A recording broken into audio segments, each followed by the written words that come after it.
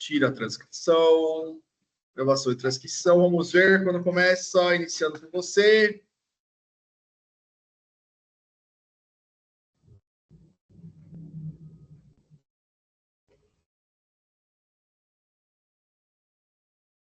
Já estamos gravando. Boa tarde, Patrícia. Tudo bem? Boa tarde, Felipe. Boa tarde, pessoal. Tudo bem? Tudo bem, Patrícia. Patrícia, muito obrigado por participar da nossa aula, por participar do nosso projeto, por conversar com esses estudantes que são o futuro do país e o presente também, não é verdade? Sim, com certeza. Com Então, certeza. muito obrigado, seja muito bem-vinda. Sou o professor Felipe Fattarelli, professor de filosofia, projeto de vida, sociologia, mestre em educação, arte e história da cultura. Estamos ao vivo aqui no Colégio Júlio Botelho, bairro da Penha, zona leste de São Paulo, com a melhor turma da escola. Sim! O primeiro ano do ensino médio. Ah, que legal. Muito bom. Baita nova fase, né? Exatamente. Então, muito mais uma vez, muito obrigado. Patrícia, posso perguntar tudo o que eu quiser? Pode, se eu vou responder outra coisa. Mas pode sim. Patrícia, então, dê uma introdução, por favor, quem é a Patrícia Fox para os nossos alunos. Tá, vamos lá. Bom, meu nome é Patrícia, né? Eu tenho 56 anos, eu nasci em 1968, ou seja, eu podia ser mãe ou avó até, né? Em alguns casos, do pessoal que está atrás de você, né? A molecada aí. Molecada é carinhoso, tá? E eu sou filha de músicos, meu pai e minha mãe, eles eram cantores profissionais, né? Cantavam na noite, basicamente, né? Para vocês, né? Para os mais jovens aí, deve ser uma coisa desconhecida, mas nos restaurantes, nos clubes, havia muito. Sempre tinha música ao vivo, né? E com banda, inclusive. Então, eu venho dessa família de músicos desde muito pequena, assim, realmente pequena, sabe? Eu acho que antes de aprender a falar, eu aprendi a cantar, e a mesma coisa serve para minha irmã. E aí a gente cresceu, né? Eu morei muito tempo no centro da cidade, ali na Bela Vista, e ali tinha uma loja chamada Woodstock, tem até hoje uma loja Woodstock, que era ali nos anos 80, era um centro de encontro do pessoal que gostava de rock and roll, né?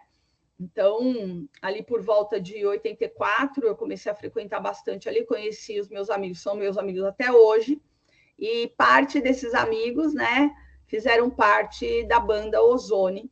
Eu era a baterista do Ozone, compositora, cantava também, né, e as outras integrantes, as meninas, a Paula e a Yasmin, no vocal e na guitarra, e a gente tinha o Alê no contrabaixo e o Marcelo na outra guitarra. Então, inicialmente era uma banda mista, mas por conta de uma série de questões, que vocês estão bem a par, né? O pessoal falava, a banda das minas, né? Como a gente tinha uma banda de hard rock, que eu não sei se você passou alguma coisa para eles, Felipe, de como que era essa cena, né? Do hair metal, né? Então, era uma coisa andrógena. A gente nem ligava muito, sabe? Não tinha essa questão. Mas aí passou o tempo e a gente acabou virando uma banda feminina. Bom, eu dei já uma introdução sobre a banda, desculpa. Mas voltando à minha jornada, né? Eu trabalhei muito tempo com mitologia, terapias em grupos, com o público feminino, né? Desde o início ali dos anos 90. E, em paralelo a isso, eu sou graduada em filosofia e em 2021 eu terminei o meu doutorado em comunicação social, né? Então, esses mundos da arte e da universidade, do pensamento científico ali, né? Por mais que seja uma área de humanas, sempre correrem ali em paralelo, né? E aí, hoje eu estou aqui conversando com vocês. Que legal. Já tem alguma pergunta aqui na sala ou ainda não? Bernardo tem uma pergunta já. Oi, Bernardo. Oi. Vem cá, vem aqui. Oi, tudo bem? Tudo bem, Bernardo. Você falou que na sua banda, né, você, além de baterista, era compositora, né? Eu queria saber como que funcionava esse processo de compor uma música para você. No seu caso, né? Obrigado. Imagina, obrigada pela pergunta. Então, como eu falei para vocês, desde criança eu estava envolvida nessa coisa de música, né? Eu, ali, quando eu tinha uns 10, 11 anos, eu pedi para minha mãe comprar um violão e eu aprendi a tocar sozinha. Nas bancas de jornais, que já é uma coisa rara de se ver hoje, vende umas revistinhas com cifra das músicas. E aí eu peguei o violão era maior que eu, e aí eu aprendi os acordes e tudo mais. Lá naquela época eu já comecei a fazer umas músicas bem assim, simples, né? Uma pré-adolescente, né? Ali de 12 anos, mas já tinha essa veia de querer colocar minha criatividade ali compondo, né? Quando a gente começou com a banda, desde o princípio a gente queria fazer algo autoral, que também era uma coisa bem difícil ali nos anos 80, tá? E aí foi meio natural, né? A Yasmin, que é a minha grande parceira de composição, que é a guitarrista do Ozone, a gente compôs muita música juntas, perdão. E aí depois eu fiz várias músicas sozinha também, né? Inclusive tem música minha no CD, né? Do Ozone, que foi um CD tributo e tudo mais. Então, sobre o processo, tem muito a ver com as influências, né? O que você ouve tem muito a ver com isso, porque ali você vai ter inspiração, né? Como tudo na vida, né? A gente sempre vai ter uma referência, né, para fazer as nossas coisas, mas detalhe, colocando a nossa assinatura, colocando a nossa identidade, né, e a nossa própria criatividade em si, né? E aí, por exemplo, as letras eram coisas ou que tinham a ver com a cena, né, do hard rock, né? Então falava muito na época, né?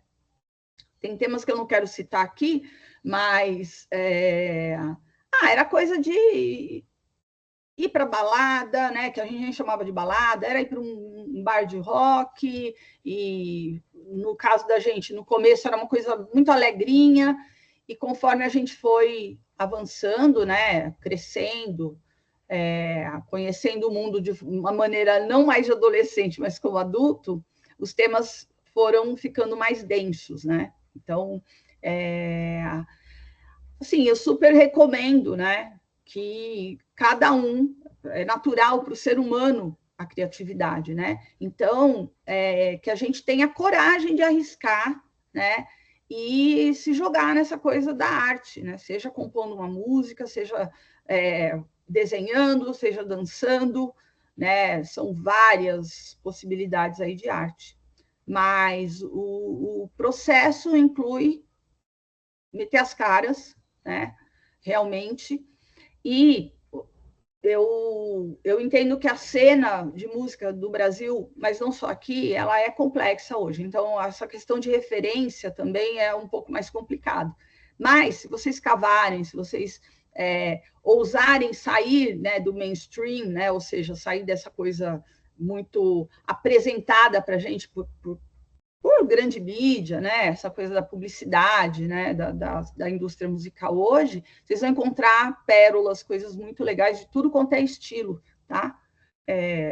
Inclusive de funk, né? E sertanejo, que são as coisas que estão na moda hoje, mas também muita coisa boa de rock and roll e música negra, né? Que a gente chama. Tem vários estilos aí também envolvidos, né? Soul music e tudo mais. Então, tem que se jogar. Não sei, você toca algum instrumento, Bernardo? Não, não toco não, mas eu já tentei aprender alguns já. Então, vamos embora. Eu gostei muito da sua pergunta, sabe? Porque eu já fico observando assim que você tem uma pulguinha, sabe? Aí uma coisa aí, de repente, que você nem conscientizou ainda, mas pode ser uma baita potência para você se jogar nessa coisa de criar. Não necessariamente música, né? Mas se for música, melhor ainda, né? Então, Obrigado. se joga. Patrícia, você falou que é filha de músicos, né? E disse essa questão do processo criativo. Uhum. Por que o hard rock, né? Quais foram as suas primeiras influências para criar o Ozone como uma banda de hard rock? Porque o processo criativo, mas você sofreu também influências de alguém. Tá, com certeza. Bom, como eu falei, eu adorava música, já cantarolava, dançava e tudo mais. E aí, em 83, a banda Kiss veio para cá, né? Acho que todo mundo conhece o Kiss, né? E na televisão, na divulgação do show, aparecia uma cena de um dos clipes deles, que é I Love Too Loud, né? E uma das cenas era o baterista, que é o Eric Carr, que tinha um cabelo, imagina o meu cabelo, mas assim, ó, enorme, parecia uma juba de leão, e aqueles cachos mexia para cá e para cá, e ele tinha uma maquiagem, né? A máscara dele no Kiss era de raposa, explica isso aqui, dá para ver? Sim. Né? Inclusive, eu acabei introjetando essa coisa da raposa na minha vida, tanto é que tem o Fox aí no meu nome, né? E quando eu vi o Eric tocando, detalhe, eu já ouvia rock and roll, porque a gente tinha uns programas de TV que passava muito clipe de heavy metal clássico, Black Sabbath, Uriah Heep e Runaways, né, Joan Jett, que eu amo de paixão. Mas aquela hora que eu vi o Eric tocando, eu virei para minha mãe e falei assim, mãe, eu quero tocar bateria. E eu pirei, sabe? Foi um chamado mesmo, né?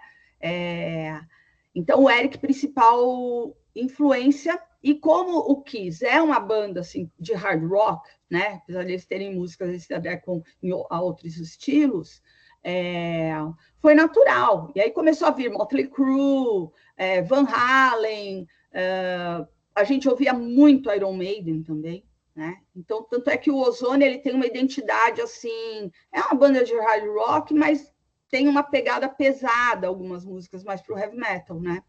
Então, como eu amo essa coisa da mistura, do que a gente chama, né, nos estudos aí do imaginário de hibridismo, né, ou seja, de misturar os estilos, fez sentido. Então, foi assim que começou. E vingou, porque a molecada, que eu inclusa, né, também gostava da mesma coisa. Então, era um bando de fã de Kiss que resolveu fazer uma banda. Começou num sonho e virou realidade depois, né? Porque tinha gente que nem sabia tocar. O Ozone deu o primeiro show, eu tocava 6 meses bateria, tá? Então foi muito mágico, sabe? Foi bem legal. Eu tenho um orgulho da história do Ozone. É legal isso porque quando eu convidei o Max Cavaleira para conversar também com a turma, o Max é o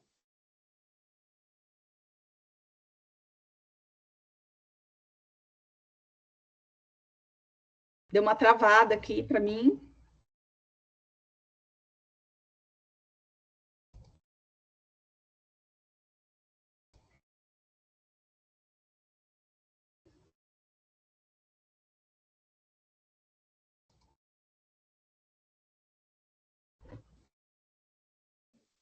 Voltamos. Voltamos. Já estava te passando uma mensagem aqui no WhatsApp. Problema de conexão normal. Então, voltando, falando do Max Cavaleira, né? E ele comentou também que ele foi ao show do Kiss e quando ele viu tudo aquilo, ele falou assim: é isso que eu quero fazer para mim, né? E o Kiss é fantástico, né? O Kiss, eu acho que ele é o que eu costumo falar aqui com os alunos, né? Como assim 4 pessoas juntas, um ideal que você acabou de falar, né? Se jogaram uma ideia e de repente você muda gerações. Eu acho isso assim, espetacular, né? Como a pessoa se sente, pô, eu mudei, gerações, não é uma só, né? Eu acho isso maravilhoso. Então, olha que interessante a sua vida, né? A Patrícia, a partir do momento que viu o Eric Carr, que era um baita de um baterista, né? Nossa, absurdo. Infelizmente, faleceu, era um baita baterista. Faleceu muito jovem, né? Ele tinha 41 anos. E a sua vida, entre aspas, né? Teve o início com a influência de uma pessoa. Por causa da arte. Eu acho isso legal demais. Perfeito o que você falou. E assim, direcionou mesmo, sabe? Eu tenho um envolvimento aí com espiritualidade xamânica e tudo mais, faz parte da minha visão de mundo. E essa coisa da raposa começou, um apelido, porque a gente colocava o sobrenome dos nossos ídolos, né, no nosso nome, então era Paticar, o meu apelido, né? Muita gente me conhece até hoje assim. E quando eu fui abrir um e-mail, porque eu sou da era pré-internet, então quando veio eu acho que era até o UOL que tinha aqui só, o meu e-mail era Fox, né? E então, assim, determinou muita coisa. E eu falo com tranquilidade que essa jornada aí no rock and roll deu base para tudo que eu faço hoje, inclusive para dar aula. A filosofia é muito rock and roll, porque é pensar fora da caixa, né? E honestamente eu sinto falta hoje demais desse espírito, sabe, de rebeldia criativa, não a rebeldia por ela, sabe? Não ficar reclamando e só isso, não é isso. É transformar o que te incomoda em arte. Isso gera movimento, inclusive essa que você falou, né, de você influenciar outras pessoas. Que não sou arrogante o que eu vou falar, mas eu dei aula para pessoas que começaram a tocar por minha causa. A Yasmin é a mesma coisa, né? Então, é muito rico. E é uma coisa legal, porque é uma forma de você... É como se fosse uma coisa ancestral, sabe? A gente não carrega características do pai, da mãe, do avô, do bisavô, por vezes, né? Nossa, se a cara do seu bisavô, da sua avó, seu jeito é a mesma coisa, né? Não só a cara. E eu acho que é essa coisa, pela criatividade, pela arte real, autêntica, legítima, que vem do coração, sabe? Vem dos ossos da gente. A gente não só cura, entendam a palavra cura aqui, tá? Acho que assim, supera dores que a gente carrega, como também a gente ajuda as outras pessoas, né? Que porventura sintam as mesmas coisas que a gente, né? Então, isso é importante, eu super recomendo. Quem toca algum instrumento aí, ou canta, dança? Quem toca? Elô, a Natália, as meninas. Aqui. Meninas. Tá atrás de você, Felice. Levanta a mão, levanta a mão, Bruna aqui também. Então, é rico, sabe? E é essencial, na verdade. O ser humano faz arte, gente, desde as cavernas. E a arte dele está aí até hoje, contando histórias, né? Então, é muito importante. Saibam que cada expressão criativa colabora para a cultura de uma forma geral, né? E por isso que a gente tem que ser bem questionador, eu acho, das coisas que apresentam para a gente, embaladas, sabe? Claro, arte é uma coisa muito subjetiva, mas também tem uma outra arte que é aquela arte profunda, né? Então, ousem, sabe? É importante. E mais menina que menino que faz alguma coisa relacionada a isso? Sim. Vocês acham? Eu acho que sim, né? Os meninos. Quais meninos tocam instrumentos aqui? Ou dança, ou canta. O Enzo toca bateria, ou qualquer tipo de arte. Pandeiro, gente. Pandeiro tá valendo, entendeu? Não importa. Quem mexe o ombro igual o Silvio Santos, assim, ó. Quer ver uma coisa que é arte também, a gente esquece, e que eu acho que interessa muito vocês? É game, né? Desenhar, criar alguma coisa, que está bem nessa era, vocês são digitais, né? Então, é por aí, imagina, criar uma trilha de um game, olha que sensacional, né? Então, hoje a gente tem outras guitarras, outras baterias aí, né, para criar também. E ousar e colocar você de verdade, esse que é o lance mais legal, sabe? Eu acho que é bancar quem você é ali e expressar artisticamente, né? Que lindo, né? Bruna, pergunte. Oi. Oi, Bruna. Como foi a aceitação por vocês serem uma banda feminina nos anos 80? Essa pergunta é punk, né? Porque é uma coisa assim que a gente teve que lidar desde o constrangimento dos meninos que tocavam com a gente, né? A banda das minas. Então parecia que eles eram músicos de apoio, né? E a gente não gostava. Eu vou contar uma historinha para vocês, eu não vou ser tão explícita, tá? Mas a gente estava num programa da TV Gazeta, a gente foi se apresentar lá. E o apresentador, no final, ele falou assim, nossa, que legal, uma menina que toca bateria, né? Que diferente. E eu, como fui sempre bocuda, né? Mais naquela época, eu virei ao vivo na TV e falei assim, olha, por quê que é diferente? Por acaso eu precisaria de um membro que eu não tenho para tocar bateria ou 2 braços e 2 pernas são suficientes? Eu falei isso, claro que de uma forma bem mais, né? Então a gente sempre, e é uma minha visão de mundo, tá? Eu já não me denomino como feminista, mas essa questão das mulheres ela é muito importante para mim. Conforme a gente vai crescendo, a gente vai se descolando dos ismos, né? Como diz o Carl Jung, né? E você vai ficando cada vez mais você. Mas a gente sempre fugiu dessa coisa da banda de menina, né? Mas teve uma hora que a gente teve que abraçar isso também, né? Porque, afinal de contas, o Ozone foi a primeira banda de hard rock aqui no Brasil, com mulher, né?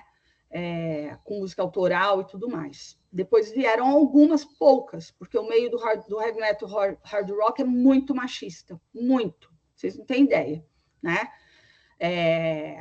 Isso tem referências espetaculares, tá? De mulheres importantes na história do rock and roll. Suzy 4, procurem, vale a pena. Suzy 4, as Runaways, que era uma banda que a gente se identifica para burro, porque eram adolescentes também, uma banda de mulher, som maravilhoso. O John Jett, que vocês devem conhecer, I Love Rock and Roll, já ouviram essa música, né?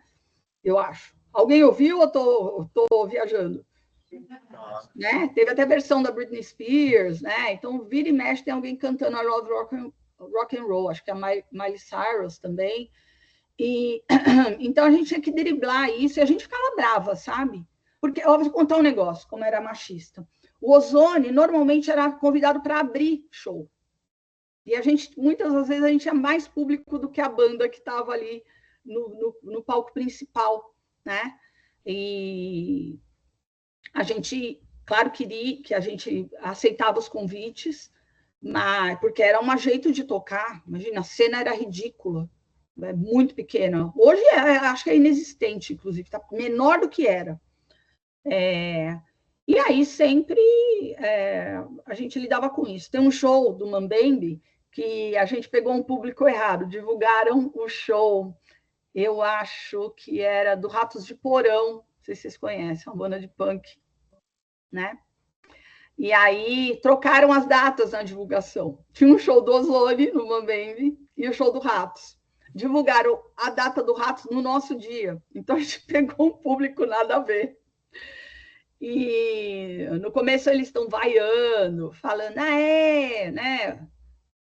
Tantantosa, né? Começaram a falar umas bobagens pra gente. E o público, perdão, Patrícia, para quem não conhece aqui, né? O Ratos de Porão, vocalista João Gordo, né? E, não sei, provavelmente foi nos anos 80, 90. Foi lá por volta de 87, por ali. E era um público muito exigente, entre aspas, né? Exigente, porque o Ratos é uma banda de punk. Punk raiz, né? Punk raiz brasileiro. Então, o punk, visto como anarquista, né? É um público difícil, assim. Mas você sabe o que aconteceu no final? Primeiro eles ficaram quietos, pararam, porque a gente mandou muito bem ali, sabe? Eu tenho toda a segurança. O Ozone era uma baita banda, sabe? Né? Com muita garra, sabe? Muito espírito ali. Aí eles ficaram quietos, no final estavam aplaudindo, né? tem um momento do show, a hora que eles estavam quietos, que eu meio que mais falava, né? Apesar de eu estar na bateria lá atrás. E eu falei assim, pô, meu, vocês vieram aqui para quê? Sabe? Então, vamos agitar, vamos dialogar aqui. Eu não falei dialogar, porque eu nem usava esse termo, né? Mas eu dou vou falar, a palavra é feia, tá? Um esporro nos caras lá, e a gente não tinha, apesar do machismo, a gente não tinha medo, nunca, sabe? E a gente nunca usou o corpo, sabe? Ah, gostosa, sabe? Popozão, nunca. A gente, como eu falei, era andrógeno demais, né? Se confundia muito quem era homem, quem era mulher, mas dentro da androginia, tá? Não tinha essa coisa de gênero naquela época. Então, dentro dessa visão de andrógena mesmo, indefinida. E aí a gente nunca usou dessa coisa de decotão, sabe? A gente subia lá e vamos embora, sabe? Então, porque o importante era fazer música, não era porque era uma banda de mulher, sabe? Não era isso.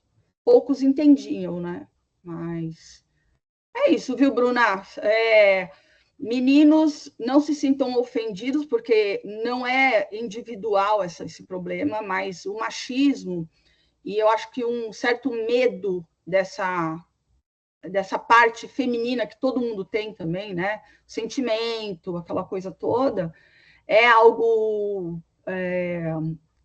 de novo, falando de psicologia junguiana, é uma coisa arquetípica. Então, a gente precisa realmente superando as limitações desse arquétipo, né? Que se fez aí, né? Essa ideia do machismo como arquétipo é uma ideia que eu proponho, né? Mas o ideal mesmo é que todo mundo esteja junto, expressando, não, de novo, não tem nada a ver com identidade de gênero, tá? Expressando essas facetas dentro da gente, tanto o feminino quanto o masculino, né? A ação, o sentimento, sem dualismo, as coisas se integrando. Rapaz, eu falo para burro, né? Tem uma expressão que fala mais que o homem da cobra. Vamos procurar, tá? Vamos pesquisar no Google aí o que significa essa expressão. Mas tá legal. Eu estou amando. E vocês? Vai falar não, né? Vai falar não na minha cara. Mas olha que legal. É o que eu falo para eles, Patrícia. É muito bom conversar com pessoas que vivenciaram determinadas situações. Você é a pioneira no movimento rock and roll até aqui, né, no Brasil.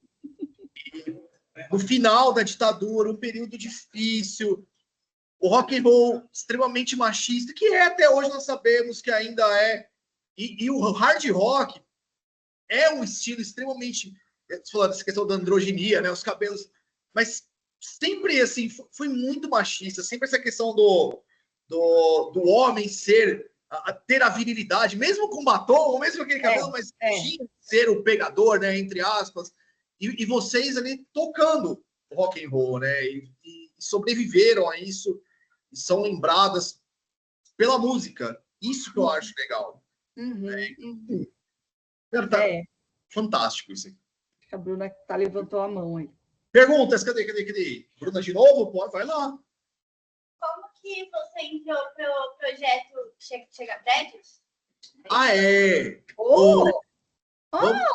Que pergunta legal! Vamos lá.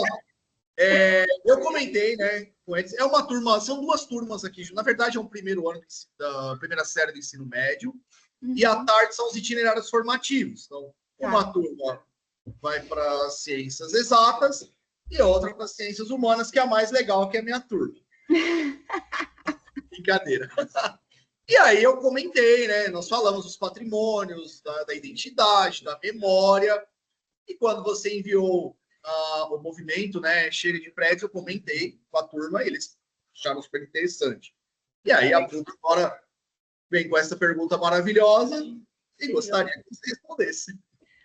Nossa, obrigada pela pergunta, porque o Chega de Prédios ele começou em 2014, quando mudou o plano diretor aqui na cidade, que é o plano que deveria, né, fazer uma...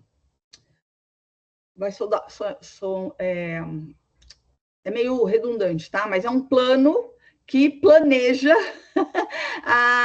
o que vai acontecer na cidade, principalmente nessa questão urbanística, de moradia, e tudo, mobilidade e tudo mais. Então, o plano de 2014, a gente tem que lembrar que a gestão ali era do Haddad, tá? Eu estou citando isso, daqui a pouco eu explico por quê. E, assim, começou um inferno em São Paulo, né? Então, bairros bem tradicionais, muita natureza, bairros horizontais, né? Que são necessários também, foram sendo verticalizados. E isso me doeu muito, porque não era nem a questão das casas, era a questão dos quintais, dos animais, né? A gente tem uma flora e uma fauna silvestre urbana muito rica, tá? E às vezes a gente nem vê, mas abram os olhos, né? Para os olhos que veem mesmo, né? E aí, bom, chega agora em 2024, eu reativo isso no Instagram, porque eu mesma moro numa casa aqui na Vila Mariana, perto do Parque da Aclimação, tá? É um sobrado. Quando fala Vila Mariana Aclimação, acho que só tem casarão, só tem gente rica aqui. Não, não é. A gente tem uma baita diversidade, tem uma comunidade na Rua de Baixo, aqui tem 25 famílias, tá? Há 50 anos aqui, eles também estão sendo pressionados a abandonar a sua casa, tá? Lá no Chega de Prédio, vocês vão ver, tem várias informações a respeito disso, assédio, importunação, agressão ao meio ambiente, por aí vai. Então, não é que a gente seja contra prédio, é a forma com que está acontecendo. E nos últimos anos, com a gestão veio o Kassab, o Covas, que faleceu, aí o Nunes, que era vice, assume, o Nunes de novo agora, a coisa só apertou, porque o poder público, vereadores e tudo mais, os maiores financiamentos de campanha são feitos pelas construtoras. Então, vocês imaginam por quê, né? Por que será? Então, tem um lobby. Então, basicamente é isso. É uma coisa que para mim, é a mesma paixão do rock and roll, sabe? Eu tô, por diversos motivos, eu estou muito em cima disso. O grupo é pequeno, mas muito ativo, vai para além do Chega de Prédios, tá? O Chega de Prédios é um canal de comunicação, denúncia e tudo mais, e a gente está prestes a abrir uma associação de moradores aqui, né? Por que eu estou falando isso também? A Penha, talvez vocês saibam, está sofrendo uma ameaça de destombamento. A gente acha que nem seria possível. Tombou, beleza, está tombado, vamos proteger, né, patrimônio arquitetônico, histórico, imaterial, que são as histórias, as memórias, né? E aí havia uma ideia aí de destombar, eu nem sei se isso está indo para frente, para verticalizar a Penha, que é um bairro muito tradicional. De novo, o problema não é ter prédio, o problema é ter um prédio atrás do outro, sem sentido. Eles vêm com um discurso de que eles estão trabalhando pela moradia social, pela moradia popular, mas tem até mesmo denúncias de licenças que são dadas para as construtoras para construir moradia social, e no final eles fazem estúdios de 25 metros quadrados para vender por R$500 mil. Ou seja, está no Ministério Público e tudo mais. Então, por que isso é importante? Vocês estão aí, vocês têm o quê? 16 anos agora? É isso? A média? 15, 14. 15, 14. Ainda mais jovens. Então, pessoal, nessa época da vida, normalmente a gente não liga muito para esse tipo de assunto. Mas vocês podem ter certeza que o destino de vocês está ligado ao que está acontecendo agora, né? Porque essa verticalização predatória, subir tanto prédio, tanta torre, e detalhe, as periferias continuam largadas, sem estrutura, né? Sem moradia digna. Então, eles estão fazendo isso justamente em bairros que são mais estruturados, né? Você já falou com ele sobre gentrificação, Felipe? Na aula de história, vocês conversaram, acho que no 9º ano, provavelmente deve ter conversado. Não, dentro da aula de patrimônio ainda não. Mas vou falar com o Pé, mas se você quiser, pode Vou tentar falar em uma frase. Gentrificação é uma substituição de população e encarecimento de um local, tá? Então, num bairro que você tem, por exemplo, classe média baixa, isso, o processo de gentrificação envolve você colocar uma população, por exemplo, de classe média alta, a gente muito rica, entendeu? E aí fica insuportável e as pessoas são obrigadas a irem para locais cada vez mais marginais, né, mais afastados e tudo mais. Então, basicamente é isso. E por conta disso, né, que eu estava falando, o que a gente está fazendo agora, tem muito idoso aqui no meu bairro, deve ter aí também, né? Eu não sei se a Penha até é um bairro de idosos. Aqui a Vila Mariana é conhecida, e a Aclimação, como um bairro de gente velha, tá? E detalhe, não é velha de 56, é velha de 80, tá bom? Ou seja, realmente, pessoas realmente idosas. E a gente acaba se deparando com senhorinhas, senhorzinhos que moram a vida inteira, às vezes nasceram aqui, e eles são praticamente expulsos das suas casas, porque pagam um valor ridículo pelas casas, pagam um terreno, nem a casa, e onde vão morar esses idosos, né? Então, tem uma violência aí muito grande. E lembrem-se que vocês têm 14, 15 anos, mas se tudo der certo, e eu espero e torço, né, vocês vão ser velhos também, né? Então, a gente ter essa referência, ter essa preocupação com o idoso, e com as pessoas mais velhas, sem moralismo, tá? Sem pregação. Mas lembrem-se que eu sou vocês, né? Amanhã. Então, ou ainda vocês são... Bom, vocês entenderam, não vou me enrolar aqui. Mas tem essa consciência e de proteção também do patrimônio. Felice fala muito isso para vocês, eu não vou chover no molhado. Mas, assim, é essencial que a gente se preocupe, porque é o destino do lugar em que a gente mora, sabe? E é animal isso, né? A toca, né? De todos aí, a gente é bicho ainda, que eu saiba, né? A gente é animal ainda, é instintivo e natural, né? Então, eu vou fazer uma provocação. Não acreditem nesse tipo de ideia, não tenha nada e você será feliz, tá? Não acreditem nisso.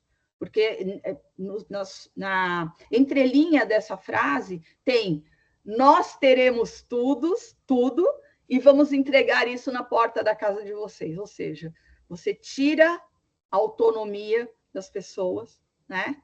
E a população fica condicionada a um poder ali superior de gente que a gente nem sabe se tem cara. Não vou falar nem sabe a cara, se tem cara, né?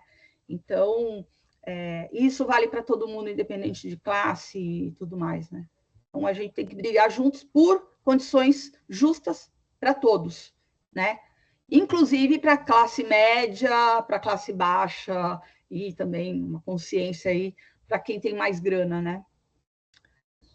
Acho que é isso. E isso que é legal, né? Que você disse, com 14 anos, hoje, a molecada, né, com 14 anos, tem uma ideia diferente. Quando eu tinha 14 anos, porque eu era muito apegado também a essa questão da origem, né, da casa dos meus pais, a origem do meu pai, o terreno, tudo aquilo. Hoje é diferente. Por quê? Porque hoje até a questão família, ela se transformou. Sim.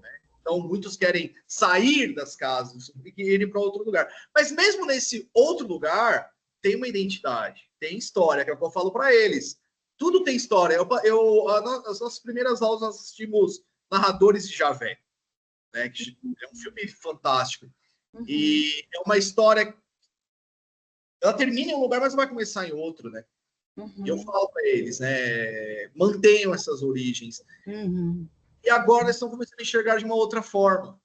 A primeira turma de patrimônio, de patrimônio cultural aqui no Colégio Júlio Botelho, isso há 2 anos atrás, eu falava para eles guardarem ingressos de shows, porque hoje é tudo digital. Então eles começaram a guardar até papel de bala. Aí uma menina trouxe que ela discutiu com a tia, porque queriam vender a casa aqui na Penha para a construção de prédios. E ela discutiu com a tia, ela falou, não, tia, não vamos vender a nossa casa. Que legal. desse jeito, lembra ela começando, a nossa memória vai ser apagada, vai vir um prédio, são várias famílias. Ai, fiquei arrepiada. Foi mesmo. Me toca muito isso. Toca mesmo. E agora eu sinto, quando essa turma aqui, eles já começam a trazer objetos. Professor, olha o que eu tenho, olha a minha mãe. A Natália trouxe uma máquina digital. Para a gente, hoje já uma máquina digital é obsoleto, né? Mas olha, minha mãe tirava foto, então tira foto, registra, guarda. Você tem história para contar. E hoje, eu acho importantíssimo esse movimento de vocês, né? Porque de vocês. Nosso, né? O movimento. Nossa, é de todo mundo. Todos, né? Eu acho importante. Até mandei para você, né, aquela reportagem mostrando os prédios ocos, né? Ocos, entre aspas, porque é uma construção absurda. E tem tanta gente para morar assim? Não, é especulação. É especulação imobiliária, está se formando uma bolha imobiliária, ou seja, as pessoas estão aceitando permuta, trocar sua casa, você vai ganhar 5 apartamentos. Na verdade, você está ganhando 5 buchas, porque os imóveis eles são lançados por um preço, normalmente o dobro do metro quadrado do que eles oferecem pelas casas, e tem casos e casos aqui de prédios que lançaram R$22.000 o metro quadrado e estão vendendo por 14 agora, porque não vende. Então, tem o pessoal que está investindo, acreditando nas ilusões. Posso até mandar um vídeo para você, de um especialista do mercado, para o pessoal aí saber. E quanto à história, tem uma frase que várias pessoas trouxeram essa ideia, tá? Só sabe para onde vai quem sabe de onde veio, né? Então, para a gente, até para a questão da nossa identidade, né? A gente, no autoconhecimento, que é uma palavra que está banalizada hoje, mas que é essencial, conhece a ti mesmo, né? Um lema aí da filosofia, né? Então, conhecer a ti mesmo inclui você saber a história, não só da sua família, mas também das suas origens coletivas, vamos colocar dessa forma, né? E de verdade, pessoal, nessa idade, 14, 15 anos, a gente está tentando entender, eu não vou falar nem quem, é o que a gente é, tá? Entendam o que eu estou falando, tá bom? Não é nem quem, a gente não está indo no quem, é o que, né? É rico demais, assim, eu amo, sabe? Eu tenho uma adolescente em casa, tá com 17 anos, está no 3º ano, então acompanhar essas mudanças é uma bênção, sabe, para mim. E conforme a gente vai envelhecendo, a gente vai querendo saber quem a gente é mais profundamente. E eu vou falar da minha experiência, mas algo que também eu observo nos grupos, né, que eu conduzia e tudo mais, observei. Ter essa referência e se reconhecer no ancestral é incrível, como você passa a se entender também, sabe? Então, talvez não seja para agora, né? Nesse momento, mas que bom ter esse tipo de disciplina hoje, né? Que você conduz aí, porque vai trazendo essa consciência para a gente. Tá nos contos de fadas, sabe? Aquela coisa da avó que chega e aconselha, né? E que eu lembro sempre da Mérida, né? Do Brave, da Disney. Vocês devem ter assistido esse desenho, né? Quando vocês eram piticos. Assistiram? A Mérida, né? Ou até... vamos falar do Senhor dos Anéis, que vocês também devem ter assistido. O Star Wars também. Vocês percebem que tem uma figura de um velho ou velha que está ali sendo o tutor, né? Sendo o mentor, a mentora daquele herói que cada um é, né? Então, não sei se você já falou de Campbell para eles, mas procurem a Jornada do Herói, porque é um mapa para a vida, assim, é muito legal, sabe? Está nos filmes, não precisa ficar lendo teoria só, sabe? Então, fazer essa ligação, abrir os ouvidos para a história, para o patrimônio, até aconselhando, como aconteceu com o caso da sua aluna, né? Que vira para a tia e traz esse tamanho de reflexão, né? Ajuda também para o pessoal que é adulto, até da minha geração, que não se preocupou com isso, né? Então, é muito importante, mesmo, sabe? Sem querer ter um tom professoral aqui, mas é de ser humano para ser humano, sabe? Vale muito a pena. Patrícia, podemos mais alguns minutinhos? Claro, sim. Bora. Deixa eu ver. Gente. Não dá, sim. Mais uns 10, 15 minutos eu estou de boa. Beleza. Henrique. Oi, Henrique. Boa tarde. Oi. Eu queria saber quais foram os seus incentivos para começar na bateria e no projeto. Tá. E aí eu vou complementar a pergunta do Henrique. Nós estamos falando de 1984 ou até uma data anterior, né? E a dificuldade para adquirir um instrumento musical na época? É absurdo. Também não tá fácil, né? Mas... Não, mas vocês não têm ideia, tá? Eu comecei a tocar, minha mãe fazia tricô, e ela tinha umas agulhas gigantes. Eu peguei, sério, é sério isso. Eu não tinha bateria, nem dinheiro para comprar, tá? Vida de músico, gente, não é fácil, tá? Músico profissional, é punk, tá? Mas eu tocava, treinava nas almofadas do sofá da minha casa, né? E detalhe, não tinha internet, então não tinha nem tutorial, aula online, não tinha nada. E poucas escolas de música e tudo mais, e loja, então, só tinha instrumento quem tinha grana, tá? Basicamente.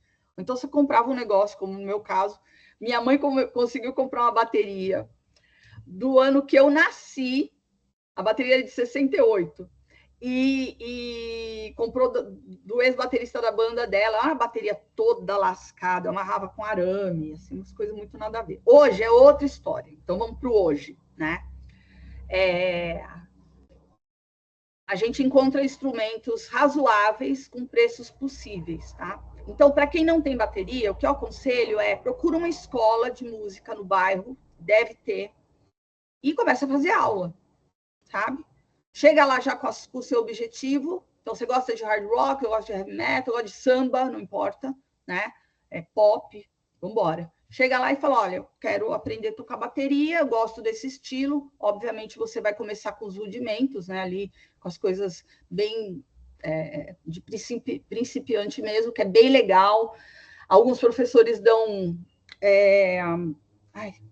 fugiu o nome, meu Deus, partitura. Eu aprendi a ler partitura de bateria, né? E é divertido. A bateria, eu acho que é o instrumento mais divertido que tem. Tanto é que tá ligado a tambor, né? Primitivo. O tambor, o ser humano um dia estava assim, começou a batucar numa pedra ou num tronco de árvore, entendeu? E aí não teve mais volta. Então, basicamente é isso. E hoje com a internet, você falou, o projeto tipo, começou uma banda, Henrique? É isso? Não, é do prédio. Do prédio. Ah, tá. Então tá, tocar bateria ou qualquer instrumento é isso. Procura uma escola, ou se você tiver a oportunidade de ter um instrumento, pega o YouTube e vamos embora, entendeu? Dá para aprender assim também.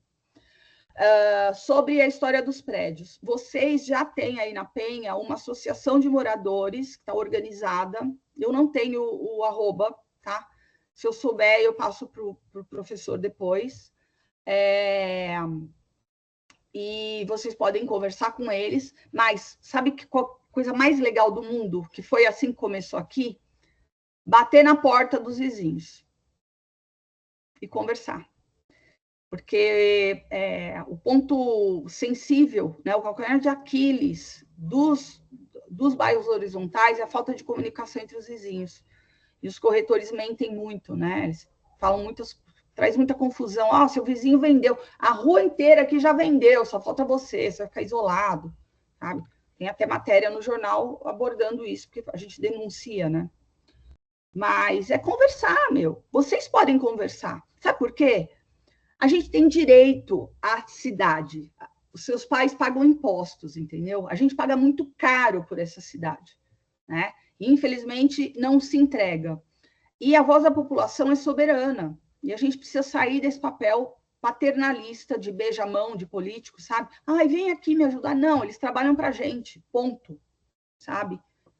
Isso está dando liberdade para a gente de sair de polarização e tudo mais. Tá lá, eu não votei na pessoa. Tá na prefeitura, é meu prefeito, eu vou cobrar, entendeu? Votei, é meu prefeito, eu vou cobrar. Eu não votei para proteger os caras, entendeu? Não é time de futebol. E minha visão, tá? Cada um tem a sua, claro. Então, conversar. Como eu estava falando direito ao bairro, por que as praças estão abandonadas? Na nossa geração tinha campo de futebol ali num terreno, não é, Felipe? Não sei se você pegou isso. A molecada se reunia, ficava o dia inteiro na rua jogando bola, entendeu? Empinando pipa e mais um monte de coisa. Então, se apropriar da paisagem também é um bom começo. Perdão, deixa eu... Aqui na Penha tem algum campinho? Eu sei que na Ticoatira ali tem... Aqui perto de uma quadra abandonada. Porque nós estamos próximo ao metrô. Do lado do metrô. Aqui ainda tem a praça, mas... Tem um campo aqui que de domingo, assim, ele fica aberto para jogar. E do lado, assim, no mesmo lugar do campo, mais para lá, assim, tinha uma quadra abandonada, geralmente assim. Aí tiraram o gol, colocaram um gramado sintético lá e agora tem um campo, assim, esse do lado do metrô, né? Isso é. Que é da família. Tem um que é da família do próprio Júlio. Porque nós estamos com o Júlio Botelho. O Julinho Botelho foi jogador, né, da seleção brasileira, jogou no Palmeiras. Então a família abriu a escola em 2007, foi isso? E então, você vê, o bairro da Penha, além de ter essa questão, né, ter a igreja, ter o Largo do Rosário, nós temos também um dos maiores jogadores de futebol da história do futebol, né, daqui do bairro. E o bairro não preserva isso. Me deixa muito irritado, porque nós temos o nome que lá em Firenze, que ele jogou também na Fiorentina, ele é conhecido como o maior jogador da Fiorentina. E aqui na Penha, segundo a Graziella, né, que é a diretora da escola, parece que tem uma praça aqui que leva o nome do Julinho só, e é uma praça que está um pouco abandonada, segundo a diretora.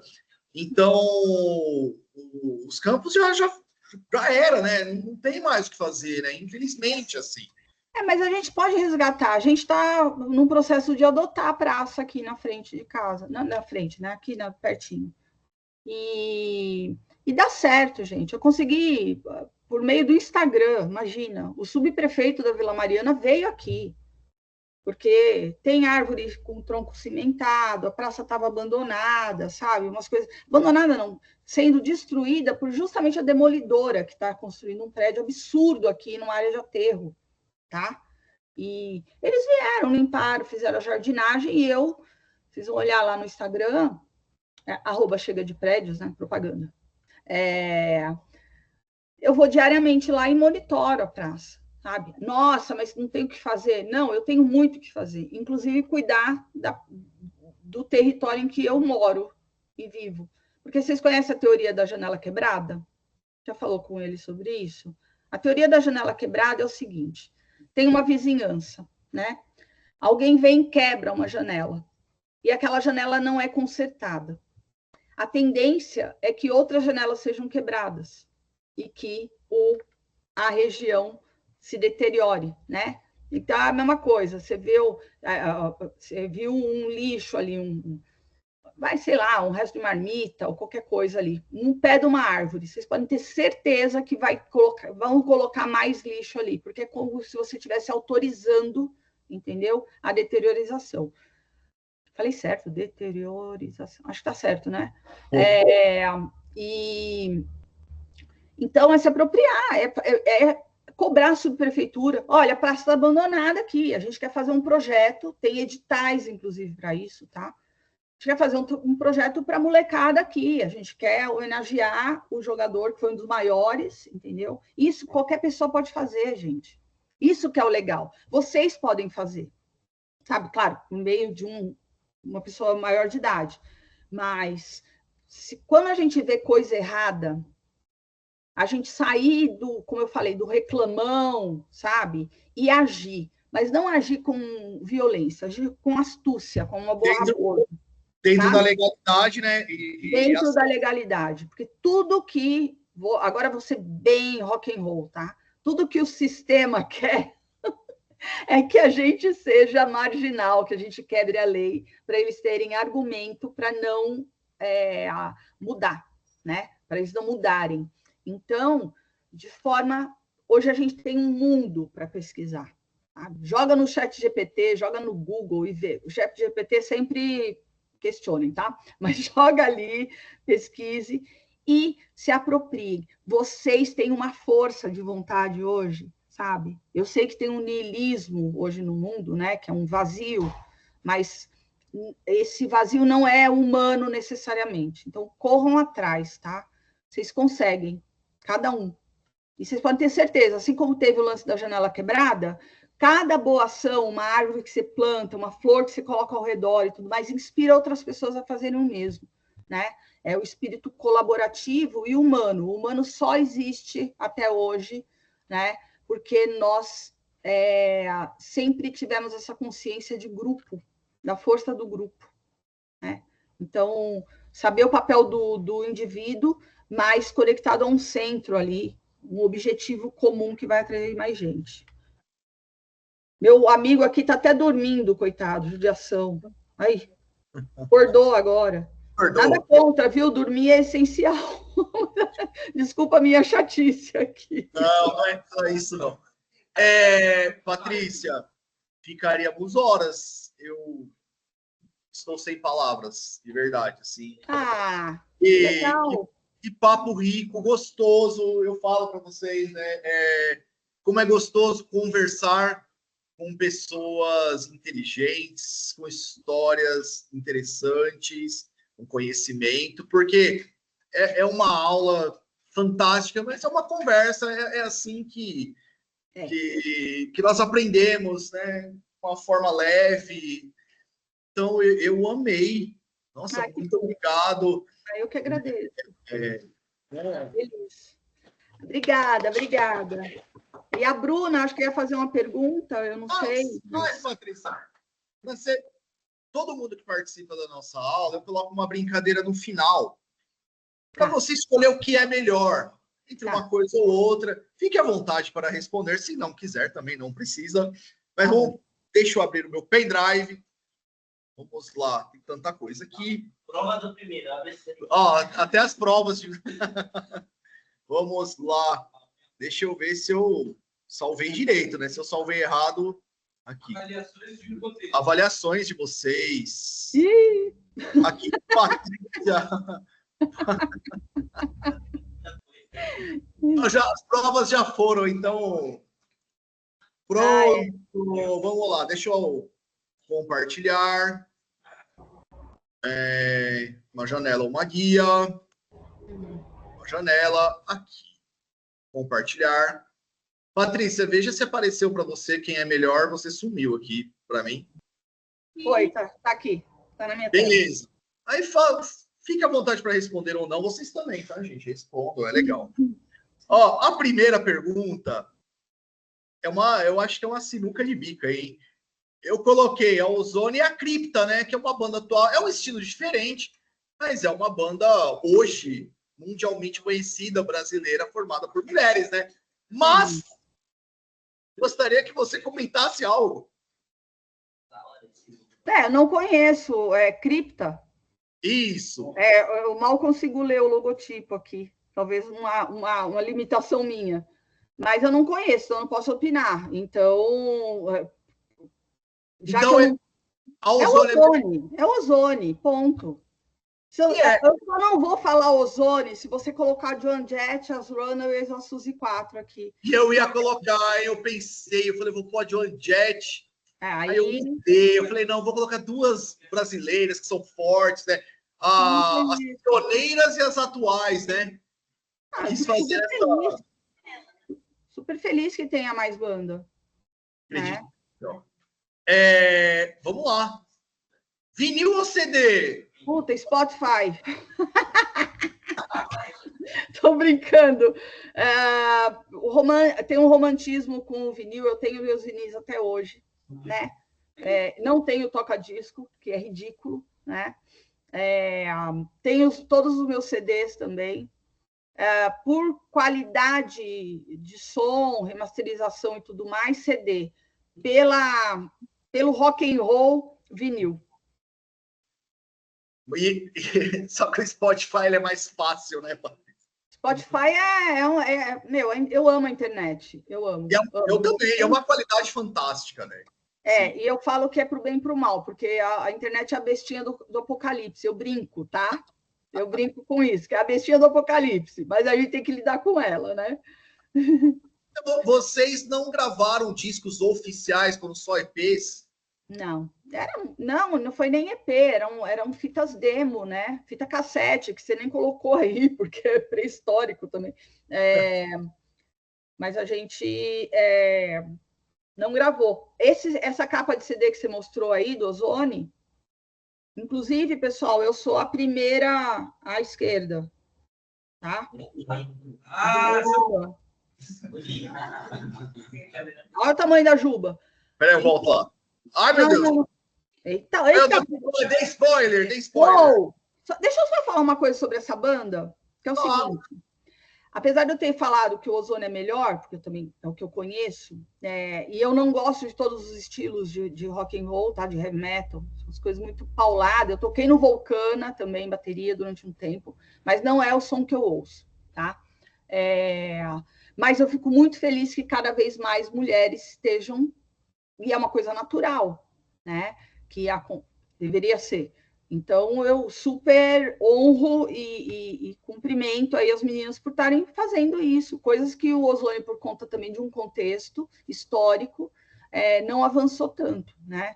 Mas vamos embora, meu, que venham muitas criptas por aí, entendeu? Olha que frase problemática, hein? Patrícia, só adorei. Algum convite para vocês terminaram, assim, a Ozone... Sim, a banda, assim, esse ano a gente faz 40 anos de banda. E não tem uma vontade de fazer um show, uma live? Então, nada. A vontade tem, mas a minha irmã está bem afastada, ela é a vocalista, e com duas pessoas, eu e Yasmin, que sempre foram as líderes, né, da banda, fica complicado, e a gente tem uma coisa, sempre tivemos no Ozone, o Ozone é o Ozone. Então, a gente teve até outras formações, mas elas não vingaram. Então, a gente tinha uma ideia de fazer um show de celebração, né? De 40 anos, chamar todo mundo que já tocou no Ozone. Mas, gente, imagina os vovô aí, né? Vovô e vovó, né? 56 anos, a vida, lidando com ela, fica difícil, cada um mora num lugar, então é muito complicado. Aproveitem que vocês são adolescentes, façam as coisas agora, porque depois que chegam os boletos, meus amores, a coisa fica um pouco complexa. Patrícia, jogo da velha ou stop? Eu amo stop.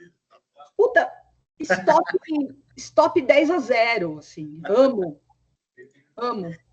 Aí, ó, essa nós já sabemos a resposta, né? Casa ou apartamento? Não precisa nem ser essa casona aí, viu? Não precisa nem ser tão lindona assim.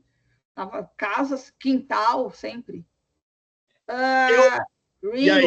Ringo Starr, com certeza. Sempre. Amo o Charlie, mas o Ringo é o meu amor. O Ringo é o pai do Eric Carr, é o pai de um monte de gente. Entendeu? Então, ele é meu avô.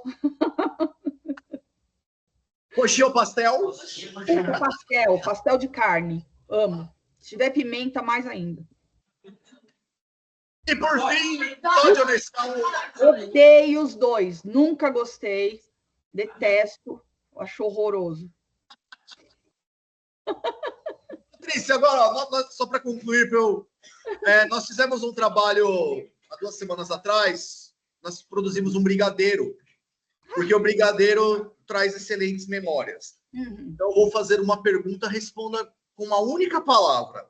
Tá bom. Quando você morde um brigadeiro, o que você lembra? Que eu não gosto de brigadeiro.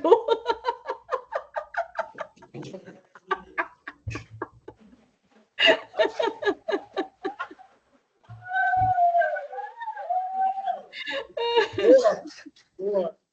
Adorei. Gente, vamos tirar uma selfie todo mundo. Vem cá, vem cá, vem cá. Ai, deixa eu falar que eu amei, quero mais. Tirar uma selfie. Amei, eu amo vocês. Olha, essas carinhas, esse olhar brilhante, sabe? Cadê? Vou Vai falar lá. de Dorameira aqui, hein? Não, Dorameira Heavy Metal, ó. Aqui, ó. 1, 2, 3, ó. Aê! Patrícia, eu fiz uma amiga. Que legal, amei. E eu fiz vários amigos aí, vocês são lindinhos. Quando quiser, vem à nossa escola. Eu vou. Vem sim. Agora temos o contato. Mande mensagens, como eu disse. Fiz uma amiga, agora espero para o resto da vida. Então, um beijo. Muito obrigado. Nossa, Não deu palavras. Né? Ó, oxigenou, viu? Oxigenou. Vocês têm esse poder, viu? Molecada tem esse poder, coisa linda. Muito, muito obrigada. Beijo. Vou parar a gravação. Vou desligar. Beijo. Beijo. Tchau, E rock and roll. parando a gravação. Parar.